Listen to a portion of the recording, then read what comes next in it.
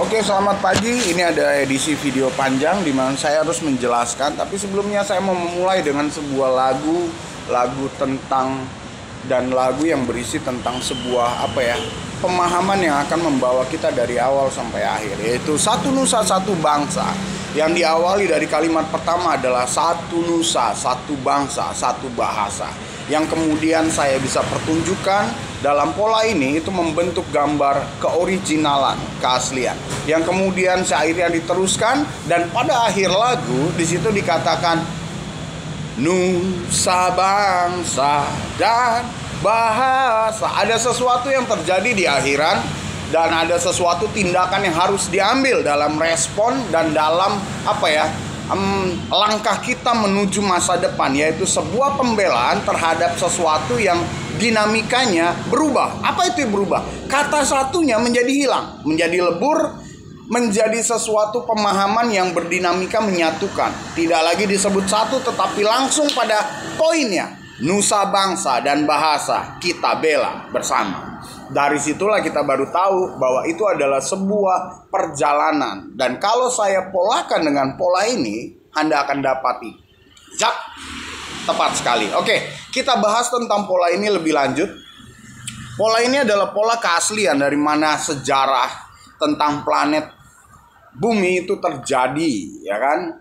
Di mana Tuhan belum ada, di mana Allah juga belum tersebut, karena mereka disebutkan dan dijadikan sebuah informasi untuk kita terapkan dalam aturan serta keagamaan.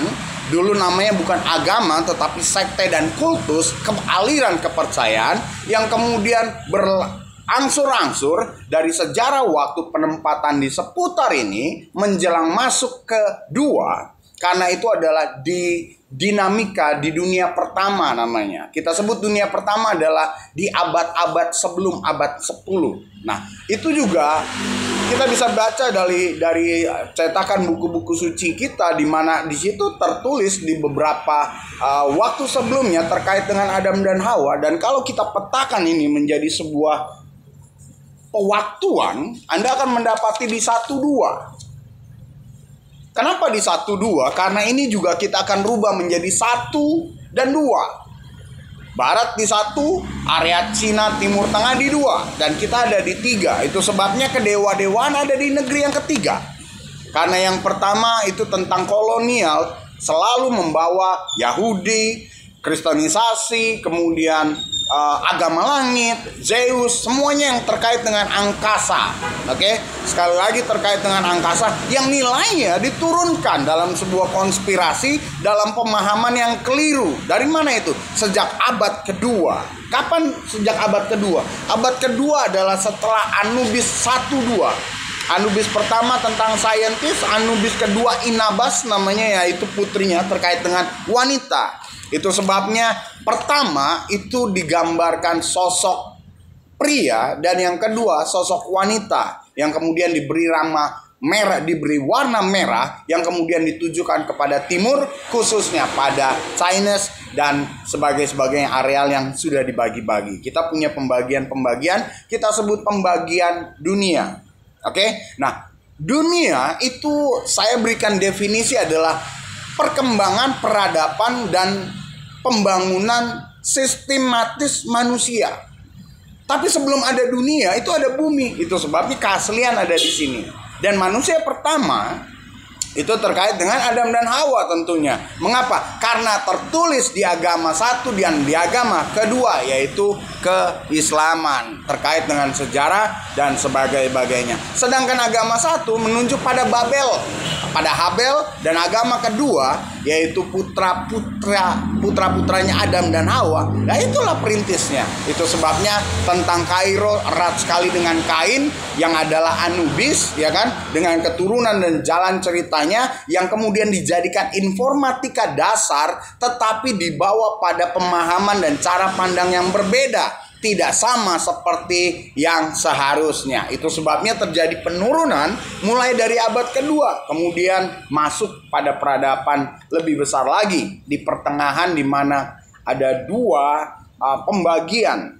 Kemudian berlanjut sampai kekinian. Itu sebabnya kalau sudah sampai di titik X, memasuki peradaban dunia ketiga termasuk Indonesia dan kemerdekaannya, Anda harus mengcopy semua kemudian terapkan, maka Anda akan melihat perpolitikannya pasti seperti ini juga.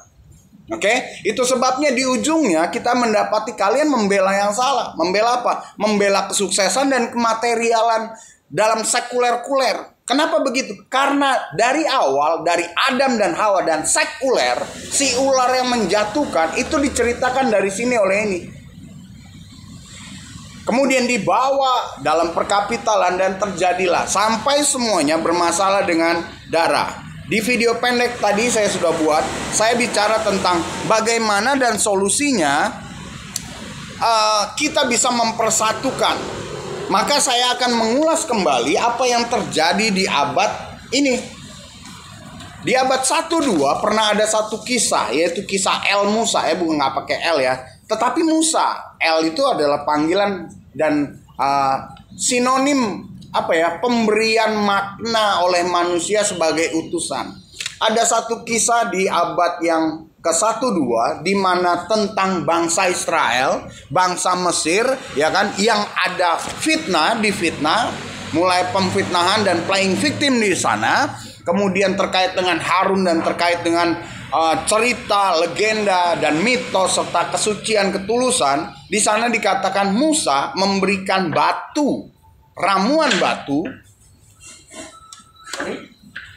larutan batu, tentunya bukan batu yang biasa, tetapi batu pilihan yang diajarkan oleh alam, yang kemudian diberikan ramuannya itu pada bangsa Israel dalam mengatasi keterkutukan. Mengapa demikian? Inilah yang menjadi rahasia yang itu bisa mempersatukan tidak hanya sebuah bangsa tetapi bangsa-bangsa. Bagaimana caranya? Nah, inilah kemudian 3 masalah yang harus kita selesaikan. Yang pertama adalah masalah keterangan efek dari konspirasi dan propaganda sehingga timbul ketidakjelasan dan penyelewengan atas kejelasan dan keterangan-keterangan yang sebenarnya. Kita sebut kehororan, yang dimana kehororan itu adalah makna dan pengertian tentang afterlife, namun kita bawa lalu kita jadikan tipuan, keterangan yang palsu, bahkan gambaran-gambaran yang gak masuk di akal, gak masuk di otak. Itu adalah pelecehan terhadap keterangan dan kejelasan. Yang pertama, Anda sudah menolak. Mengapa demikian? Karena sampai sekarang Anda tetap menjalankan. Yang kedua, Anda menolak bocaang yang memperbahasakan pada bahasa manusia material tentang kejelasan dan keterangan ini, yang disebut sebagai bocaangon yang muncul di akhir zaman. Tidak hanya sebagai satrio piningit, tetapi dia disebut sebagai gembala bangsa-bangsa. Kedua, yang ketiga, ini terkait dengan pengubah darah, yaitu materi dari material alam ini, yang adalah natural dan juga organik yang disimpan oleh Ibu Pertiwi, yang adalah gambaran jelas Allah yang memiliki segala kekayaan dan memiliki segala keajaiban. Ketika ketiganya ditolak, Anda sedang membuat masalah. Dari mana masalah itu? Dari sebuah cara hidup yang goblok.